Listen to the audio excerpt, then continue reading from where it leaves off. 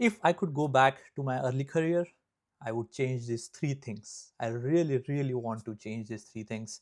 These are the three mistakes that slowed me down more than anything else. And there was nobody to tell me at the time that, these are the mistakes you should avoid. So I want to share these with you. So if you are a student or early professional, make sure you are watching this video and you are avoiding them, because I'm telling you this and it will be great, because it will not slow you down if any of these mistakes, and you face these situations and you are able to um, avoid these mistakes. So these are the three mistakes that I had made, and let's talk about that one by one. Just a heads up that these are not something that I'm pulling from online, just googling and then putting it down.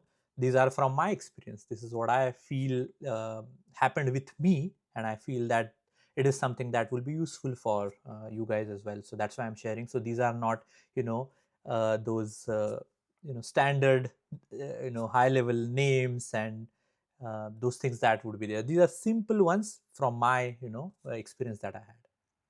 Number one is I forced myself into one niche because I had the degree in that niche. What do I mean by that? When I finished my MBA, the specialization I did in MBA was finance. So I believed, as it's logical, I just should get a job only in finance. It can be anything in finance. I was not specific in finance. It was not like I want this job only. I was looking at, I can get a job as a financial analyst, equity research analyst, or you know investment banker, lot of but I said I want something related to finance. And as I said, it's intuitive, right? You decided to do a post graduation in MBA. Why you decided? Because you thought the finance is something that you like, it has opportunities in the market. You didn't pick marketing, you didn't pick HR, you didn't pick operations, you didn't pick other um, specializations which are available. You decided that you want to do finance because you felt that this is something that is going to take you ahead in your career. Now, if a job comes, say in marketing, should you take it or no? And I felt no.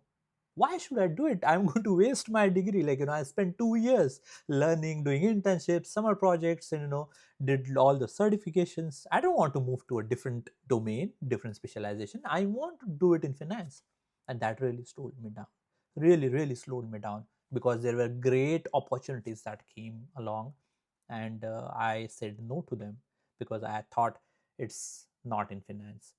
And if I look back now, I felt, uh, I think I should have not done that. Really, really, I should not have done it, because when I look back now, like now, when I'm a senior professional, I just feel, you are not specifically in one domain, right? It's important that you know all the domains, some part of it. It's not like, you are strict and restricted to one niche or one domain.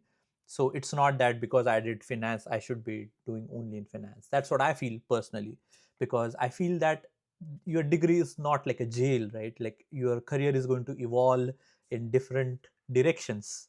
So if you make sure you are holding that thought with you, that it's going to evolve, don't restrict yourself on what niche you have taken. I understand it's tough, you are a student, or if you are early professional, that you don't like to do this, but it's not that you are going to get stuck there. I can assure you, if you put in the efforts, your kind of niche and domain are going to change as you are moving along. That was number one. Number two mistake that I did was I chose jobs based on the location and not growth. That should be the primary criteria, right? But I chose the jobs based on the location. And this is, I think, I should, this can be number one mistake as well. I think, this is something that really slowed me down as well. Now, why I say that? I remember when I was looking for jobs, and we typically look at the role, but we also look at the location. We also look at how much it's paying, the benefits, and everything. I was looking at the location in too much details. Like, I remember once I picked a job. This is in my early career. I picked my job only because it was close to my house. close to my house. It's not even like in the same state or not even in the same city. It's close to my house. So I stay at home, go for work, and come back. And I thought at the time, even if it's paying a little less, even it's paying, the benefits are not that great or the role is not that great, it's fine, because I thought at least I'm going to save some rent. It is going to save me, even if it is less. If I go out, then it's going to cost me more.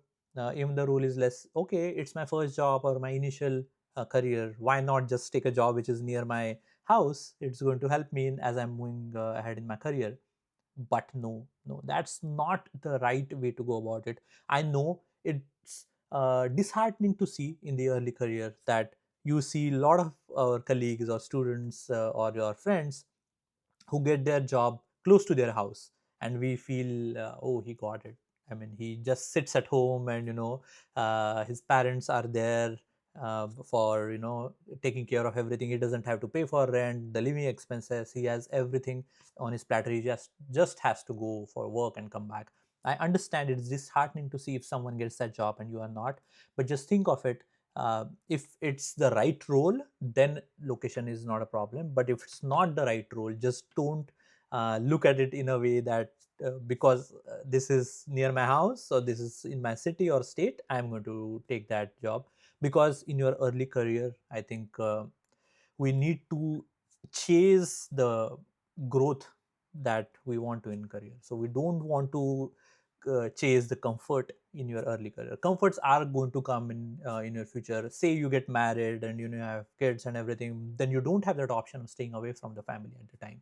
But if you are looking at it right now, I feel that the early career, we should not be looking to chase uh, we should be chasing growth, not the comfort at that time.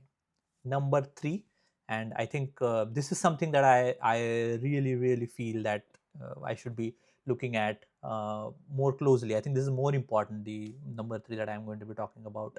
This I think I should have put in number one. That's how important I feel. I think these are the top three, I should say, because for number two as well, I said that that is important. So I think all the three are top. So I will not prioritize any of those. Number three is I obsessed about the short term money. The short term money I was really obsessed about.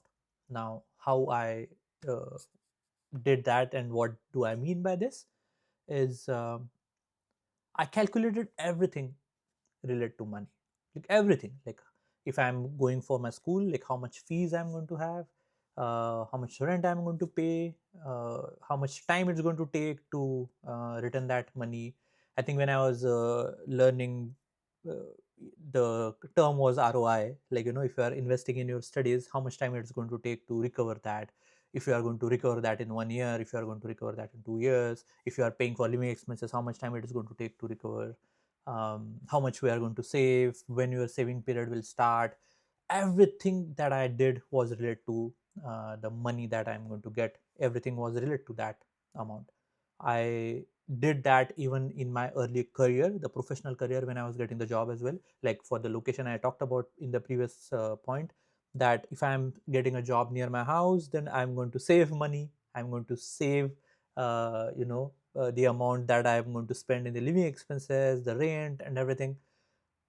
Then, with that, how much time it will take for me to recover the amount that I have spent in my education, so that will spend out the loan or any educational expenses that we had. I actually obsessed over it. But uh, I mean, when I look back now, I think I should not have, because just I know some of you may not like this, or some of you, if you don't, uh, align with the theory that I am talking about, please share that in the comments, definitely, because this is what I am talking about from my experience. But if you feel otherwise, just let that known in the comments. But when I look back, I just feel that the market is so dynamic. You cannot predict. Like you think that I'm going to do this school, I will get this package, like average package, and this is how much time it is going to take to recover. It can change. Like you know a recession can come, like AI now has come, or something may happen. You don't get a job or the salary or anything that you're looking for. Everything collapses. I don't think this is a right way. At least I should not have done it. I personally feel I should not have done it because it's so dynamic. But yeah, there was nobody for me to tell that I should not do this. For you, I'm sharing this across, and I really, really hope that you are able to look at these mistakes that I feel should not be repeated, or anybody should not be doing this in their career. Which of these three mistakes, we talked about three mistakes, right? Which of these three mistakes do you think you relate the most? And do you think that this is something that you come across, like you felt about this when you are in this journey, your professional journey which is there? If yes, then please share that in the comments. If you have any other inputs as well, please share that in the comments.